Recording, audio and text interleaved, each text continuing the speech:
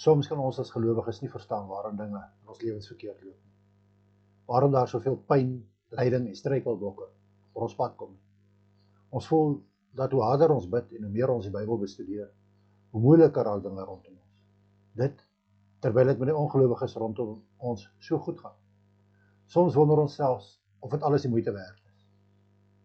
Hoe lewe ons disippelskap uit en motiveer ons ander mense om hulle te bekeer en Christus as hulle verlosser aan te neem, as daar voortdurend nuwe probleme en struikelblokke op ons as Christen gelowiges se pad opduik. Jy sien, dit is juist hier waar my en jou geloof getoets word. Staan ons in ware geloof, of is dit slegs 'n geloofsmasker wat ons dra om ander mense te beïndruk? God se plan vir jou en my as Christen gelowiges is gerig op die hiernamaals. Dis dan ook nodig dat ons aan sekere dinge wat buite ons comfortzone val, blootgestel moet word, om ons gesindheid teenoor God te toets. En lees ons juist in Spreuke 17 vers 3 hieroor. Sê silwer word in 'n smeltkroes gelouter en goud in 'n oond, maar dis die Here wat die gesindheid toets. Ons lees nêrens in die skrif dat die Here vir ons sê dat as ons hom volg, dit met ons net goed sal gaan. Ons lees wel dat hy ons nooit alleen sal los nie. En dis dit belangrik dat ons juist hieraan moet vashou in geloof.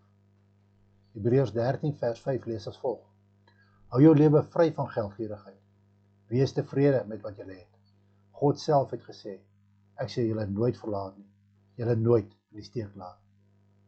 Jesaja 43 vers 2 sê vir ons: As jy deur water moet gaan, is ek by jou. Deur riviere, hulle sal jou nie wegspoel nie. As jy deur vuur moet gaan, sal dit jou nie skroei nie. Die vlamme sal jou nie brand nie. Lees gerus ook Psalms 23 vers 4 en Psalms 46 vers 8 en vers 12. Romeine 8 vers 28 sê vir ons dat God alles ten goeie laat meewerk vir die wat hom liefhet, die wat volgens sy besluit geroep is.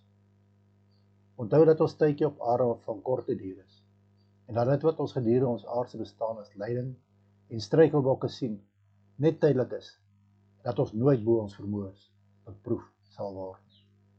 Ons lees in 1 Korintiërs 10 vers 13, geen versoeking wat meer is as wat 'n mens kan weerstaan, het julle oorval nie. God is getrou. Hy sal nie toelaat dat julle bo julle kragte versoek word nie. As die versoeking kom, sal hy ook die uitkoms gee, sodat julle dit kan weerstaan. 2 Tessalonisense 1 vers 5 tot 6 sê vir ons: Dit alles is 'n bewys van die regverdige oordeel van God, naamlik dat hy julle geskik geag het vir sy koninkryk, waarvoor julle nou ook ly. God is tog regverdig. Die mens onder wie julle nou so ly, sal hy as straf ook laat ly. Openbaring 21 vers 3 tot 4. Toe het ek 'n harde stem van die troon af hoor sê: Kyk, die woonplek van God is nou by die mense. Hy sal by hulle bly. Hulle sal sy volk wees en God self sal by hulle wees as hulle God. Hy sal al die trane van hulle oë afdroog. Die dood sal daar nie meer wees nie. Ook leed, smart en pyn sal daar nie meer wees nie. Die dinge van vroeër het verbygegaan. Kom ons gaan die sogenaamde probleme en uitdagings van die lewe met blydskap en ywer tegemoet. Met die wete dat ons nooit alleen is nie, en dat die Here altyd deur middel van die Heilige Gees in ons lewens teenwoordig is. Ter voorbereiding vir ons lewe saam met hom in die hiernamaals. 'n Ewige lewe in heerlikheid in die teenwoordigheid van Christus waarop die wat volhard in die geloof.